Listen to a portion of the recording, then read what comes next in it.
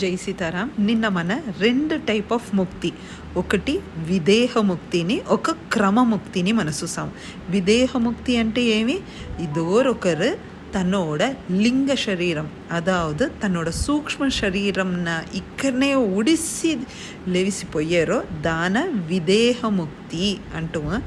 ఇది దోరొకరు తన్నోడ లింగ శరీరంతోని, తన్నోడ సూక్ష్మ శరీరంతోని ఒక్కొక్క స్టేజ్ మారిపోయేదాన క్రమముక్తి అనేది చూసాం.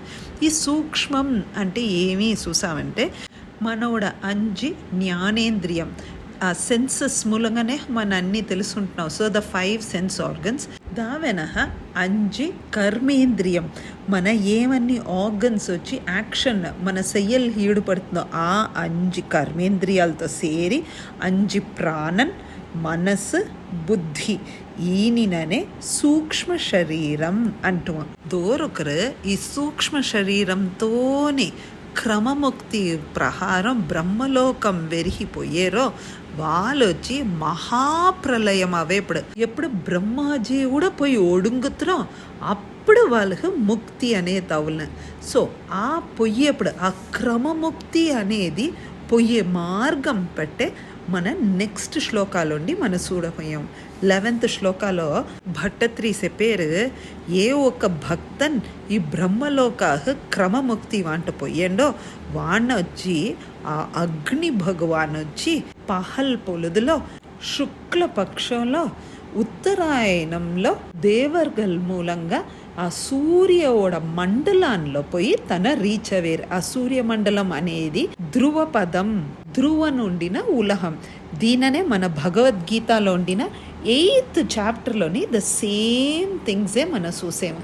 ఇవాళ 12వ శ్లోకాలో చూసామంటే ఆ ఒక భక్తన్ ధ్రువలోకాన్ని పోయి అడంజనమేనహ, దాని అడుతూ మహర్లోకానికి పోయిసి అక్కడ ఆదిశేషంతో ఉండిసి దెన్ ఫర్దర్ ఆన్ నైమిత్తిక ప్రళయం వచ్చేప్పుడు ఆ బ్రహ్మాజీ అంచనా ఆ బ్రహ్మలోకాన్ని సకత్నాడు. ఫర్దర్ 13వ శ్లోకాలు చూసామంటే ఆ బ్రహ్మలోకంలోనే ఆ భక్తను అక్కడ ఉండిసి దా వెనహ ప్రాకృత ప్రళయం వచ్చేప్పుడు దానే 14th శ్లోకాల్లో భట్టత్రి అనేరు ఆ భక్తను వచ్చి బ్రహ్మాండం తాండి, ఆ బ్రహ్మాండం అనేది చూసామంటే 7 లేయర్స్ ఉన్నట.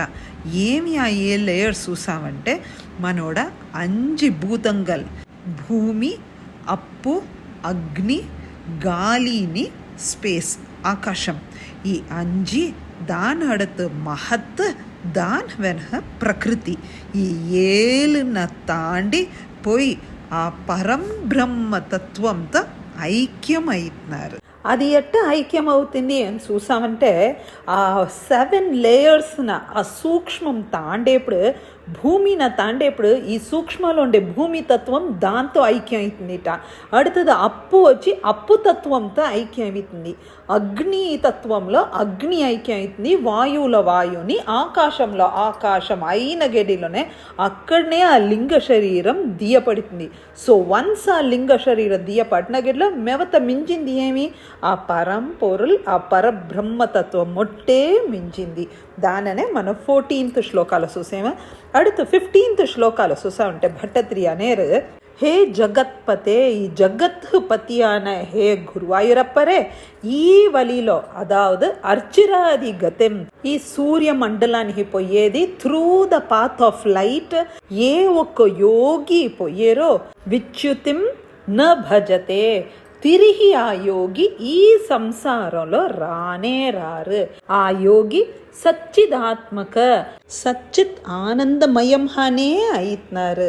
భట్టత్రి ఫర్దర్ అనేరు, అనిలేష, హే గురువాయూరప్ప, అనిల్ని వాయుவோட அதிபதியான హే గురువాయూరప్ప, భవద్గుణోదయాన్ ఉచ్చరంత మాం పాహి, నీయోడ ఈ గుణాలు పాడే నాకు పాహి, నన్ను నువ్వు ప్రొటెక్ట్ చెయ్యి, నన్ను నువ్వు పాదాకు అనే దాంతో మనకు 4వ దశకం కంప్లీట్ అవుతుంది. జై సీతారాం.